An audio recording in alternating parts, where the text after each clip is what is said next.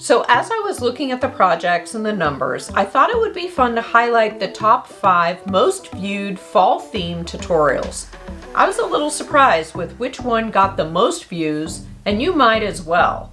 And if you're looking for a little fall inspiration for your own autumn themed mosaic, then hopefully this will help. And for each of the projects that have earned their way into the top 5, I will share with you what skill level they are at, as far as how they were presented in the original videos, and how you can make some little changes to make the skill level a little easier. Keep this in mind for all of the projects we discussed today, that when you alter the materials you used compared to what you've seen me use, you'll also be altering the grout line. And in some cases, the grout line can make or break the overall look of a mosaic.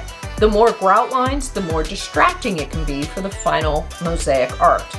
Let's get to it. Welcome back. And if you're new here, my name is Julie.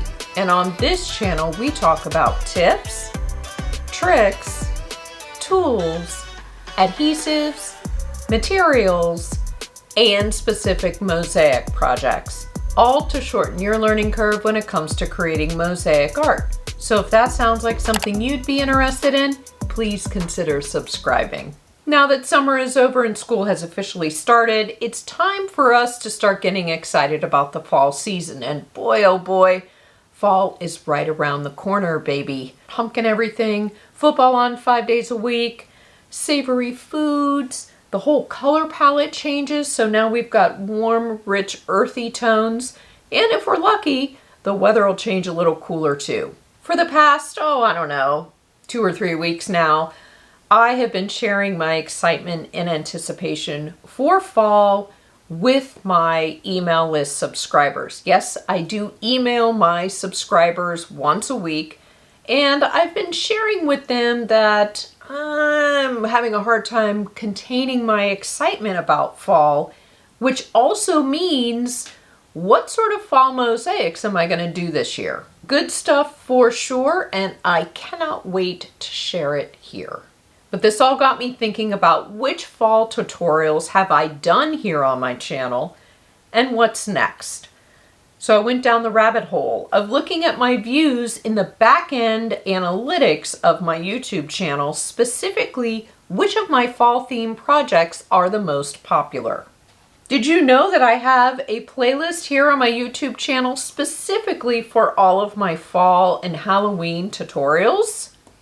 If not, I will include a link to it down below in the description. So as I was looking at the projects and the numbers, I thought it would be fun to highlight the top 5 most viewed fall theme tutorials. I was a little surprised with which one got the most views, and you might as well. And if you're looking for a little fall inspiration for your own autumn themed mosaic, then hopefully this will help. And when I say fall themed, that does include Halloween. However, nothing gory, I promise. I'm not into that either.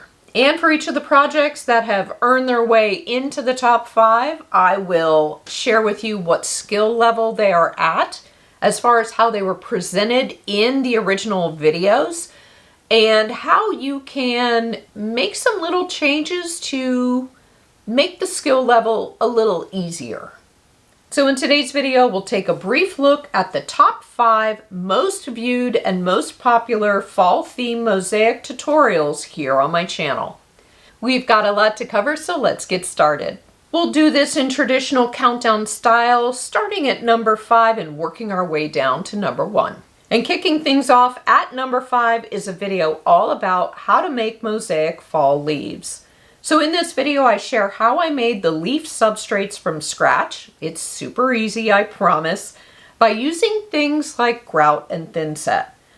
Once the substrates were cured, I shared how I tiled the leaves by covering each of them using glass materials like stained glass. I also shared how I tiled them and the adhesive I used. So these leaves are a great way to use any small little leftover pieces of stained glass or vitreous glass tile. Now remember, I'm always reminding you all to keep your little pieces when you're done with your mosaic projects, because you just never know when they'll come in handy. Skill level wise, The way I presented the leaves in the video, they're a little more difficult to create. You do need to cut the stained glass pretty thin for the veining of the leaves, and then filling in some of those small tight spaces with your tesserae. But you could easy up the skill level by avoiding tiling the veins and just randomly place your tesserae on the surface area. Grouting was a little tricky, but I also share in the video how I prep the substrates to keep things a little more contained. Finished leaves, when grouped together, make a cute addition to your fall tablescape. Or you can use them individually at each place setting with a seating assignment card for, let's say, a fall dinner party or your Thanksgiving meal. It would also be fun to treat them as sort of like a souvenir, with each guest being able to take one home. In the number 4 spot, we've got a video tutorial about how to make a stained glass feathers wall hanging. So I'm obsessed, which sounds a bit obsessive, about wall hangings, so this tutorial really scratched that itch for me. Feathers have long been associated with the fall season, and in particular with the Thanksgiving holiday here in the United States, when the Native Americans and Pilgrims shared a meal together to celebrate their first successful harvest. In the video, I started off with prepping the substrates and how to create a pattern for each of the feathers. And then I moved on with how to cut the stained glass for each design. There's a tiling portion of the video where you can see the mosaic pattern come together on each of the feather substrates. Now, skill level wise, this is a more difficult project. Besides learning how to make a pattern, you also need to know how to cut stained glass and get the glass to the desired shape to fit your pattern and the substrate. Plus, the actual constructing of the final wall hanging may be a bit challenging. One way to make this project easier is to tile each feather using stained glass shards in random shapes. This would eliminate the need to do any cutting. I also like to take you through the grouting process and finishing off the backs of each feather. And then, of course, we pull all of this together by creating the actual wall hanging. This includes picking out the types of material to hang each of the feathers from, as well as what the hanging apparatus will be. We build the wall hanging together and create a one-of-a-kind feather decor piece. And honestly, it could be hung on the wall year-round. It's got such a fun boho vibe to it. The next fall theme mosaic in the number 3 spot is a vase. I used a generic square clear glass vase, which is popular and relatively inexpensive. You may have even received one of these vases when flowers were sent to you. It's pretty popular with florists. And I covered it in vitreous glass tile in fall colors like reds, oranges, yellows, tan, and copper. In fact, I only used vitreous glass tile for this project. Now, as you can see, the 3 of the 4 sides are tiled in an easily repeatable pattern. But on the 4th side is where I tiled a specific design which required cutting the tesserae. If you'd like to make this vase and you're short on time, or you aren't quite at the point of cutting vitreous glass tile yet, then you could tile the entire vase with this quick and easy repeatable pattern. Just watch your grout line spacing. And if you did that, you could get this project done in a few hours total. That means total as far as a few different tiling sessions, or tiling, letting it dry, and then coming back and grouting later, another day. I also share in the video how to create a pattern for the design on the 4th side and work with it on a clear surface without marking up the substrate. Regarding skill level, as we just discussed, this is a pretty easy project. There are ways to make it even easier, which would be by not doing any of the special tiling work on the 4th side, which requires cutting or nipping of your mosaic tiles, just like we discussed. So in the video, I also discuss the adhesive I used, and of course I take you through the process of grouting. This vase would be a showstopper in the center of your table at your Thanksgiving meal, or on a coffee table or a side table in your living room. Super festive. And before we move on to the last 2 items, in case you're curious about these items and you want to know where can you get the tesserae, substrates, tools, adhesives, grout to make one of these projects, you'll want to check out each of the videos in the description portion. And in there, you will see a list with links. It will direct you to whatever it is you're trying to find so that you can create a fall mosaic.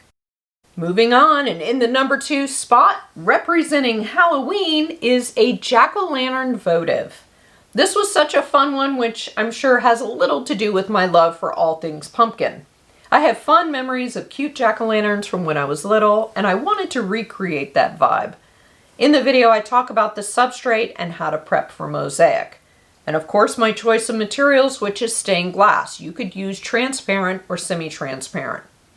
We cut the stained glass and of course, tile this little cutie in the video.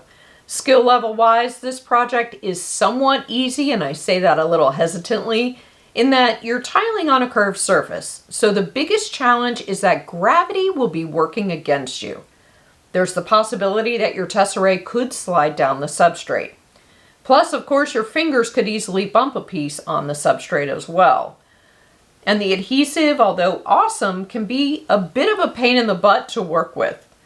One way to make this project a little easier would be to use pre-cut pieces of stained glass. So these can come in shapes like square, rectangle, circle, diamond, and of course, just random shapes. Using this type of tesserae would eliminate or significantly cut down the use of needing to cut or nip the pieces of glass. In the video, I also go over the adhesive options as well as discuss the topic of what size tesserae should you use for your particular size substrate. And yes, just like in the previous project we discussed, the fall-themed vase, this little jack-o'-lantern can also be adapted to whatever size substrate you want to use. We also grout and finish off this Halloween decor piece. I'm thrilled with how it turned out, and I'd like to make a bigger one and a smaller one to create a little happy group of jack-o'-lanterns, maybe with some different facial expressions. And coming in at the number 1 spot is a glass-on-glass Halloween sun catcher. So this mosaic features a spooky tree and stunning sky, all made of stained glass. In the video, we first talk about the substrate and prep, which incidentally is an old picture frame and glass insert. We create a pattern in the video and discuss color selection with the stained glass. Then we go through the process of cutting the stained glass pieces to fit the pattern. I found this part so much fun, but also a bit challenging. Skill level wise, this project is definitely more difficult than any of the other tutorials we've discussed in this video. Not only will you need to create a pattern, but you'll also need to know how to cut the stained glass and be comfortable with not only making certain cuts, but also be comfortable with sanding down your pieces to match those pattern pieces. One way to make this a little easier would be to find a pre-cut stained glass spooky tree shape, and then fill in the background with random stained glass shards in whatever colors you'd like for the sky. So it is possible to make this project without having to cut each individual piece of stained glass to fit a pattern. But keep in mind, and really keep this in mind for all of the projects we discussed today, that when you alter the materials you used compared to what you've seen me use, you'll also be altering the grout line. And in some cases, the grout line can make or break the overall look of a mosaic. The more grout lines, the more distracting it can be for the final mosaic art. Not always, but it can happen, so you want to take that into consideration if you're planning to alter the materials you'll use for any of these fall-themed projects. Once the sun catcher was tiled, we moved on to the grouting, and of course the finishing off. Now obviously the sun catcher would be great hung, since that's what it is, but if you don't have a window or a stationary glass door where it would work, you could always display a flameless votive behind it and lean it up against a stack of books on a shelf or on an easel on your coffee table. The concept or idea behind this project would work for other Halloween motifs as well, like a ghost, witch's hat, black cat, a bat. But let me know in the comments if you can think of any other Halloween motifs which would work well like this as a sun catcher. This sun catcher idea can easily be adapted beyond the Halloween season for other seasons or things you're interested in mosaicing. Yay us! We beat the thunderstorms that are quickly moving in. So, all right, us! Way to go! I'm so excited about fall coming. I love it. I absolutely love it. And for those of you in cooler weather, just know that there's a Miami girl who, you know, would love a little bit of that too. Get going with those fall themed mosaics. And you know what? If you do make a fall themed mosaic, please tag me on Instagram. I would love to see what you're working on. And I hope that you are subscribed to my channel because I can't wait to share with you what I've been working on. But I do appreciate your time, spending a little bit of your day with me here, and I will see you soon. For more mosaic inspiration, check out one of these two videos. Thanks for watching, and I'll see you soon. Bye!